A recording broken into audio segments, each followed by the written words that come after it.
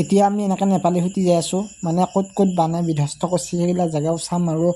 হেল্পো কৰিম তাকে হেল্প কৰিবৰ কাৰণে আমিতো যাই আছোঁ আৰু আমি নেপালী সুতিত সোমাওঁতে বহুত পুলিচ দেখা পাইছোঁ আৰু এতিয়া মানে কেইখনমান মন্ত্ৰীৰ গাড়ী যাই আছে কোন মন্ত্ৰী গৈছে গম নাপাওঁ কিন্তু আজি কোনোবা যি মিনিষ্টাৰ আহিব এইটো খাটাং বাটত যেনেকৈ পুলিচ দেখিছোঁ কমেও 500মান পুলিচ আছে জেগাই ৰৈ গম পালোঁ বাৰু জে.পি. নাড্ডা আহিছে সেইকাৰণে বহুত মানে নিৰাপত্তা দি ৰাখিছে বাৰু আমি আৰু অলপমান আগলৈকে যাই চাওঁ মানে আমি নেপালী সুতিৰ আগলৈকে যাব পৰা নাই আৰু এই মন্ত্ৰীৰ গাড়ীবিলাক আহি আছে সেইকাৰণে ৰৈ দিব লাগে জেগাই বহুত ভয়ংকৰ হৈছে তেল ডিপ ৰাতি এইটো তেল ডিপ আগত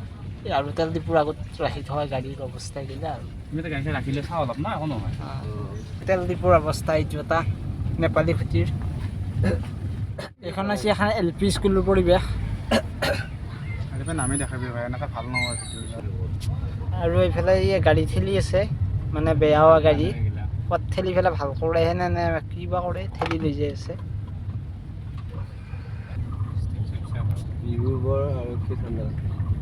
এয়া হৈছে নেপালী সুতি মেইন মানে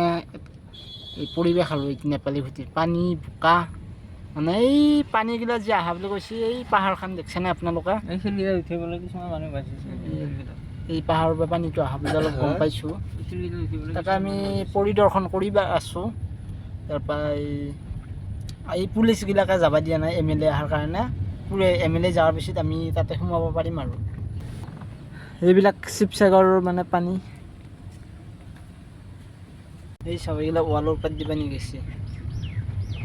এই ৱালটো বাদে দি বিল্ডিং ভাঙি গৈছে কম ধেমালি পানী হ'ব লাগিব না পুলিচ এজনে ক'লে নেপালী সুতিত আজি ৰিলিফ দিব নিদিয়ে বোলে কাৰণ মন্ত্ৰী MLA বহুত দেৰি হ'ব সেইকাৰণে আমি এটা বেলেগ সিদ্ধান্ত ল'লোঁ যে এখন বেলেগ গাঁৱত যাই আমি ৰিলিফটো বিতৰণ কৰি দিওঁ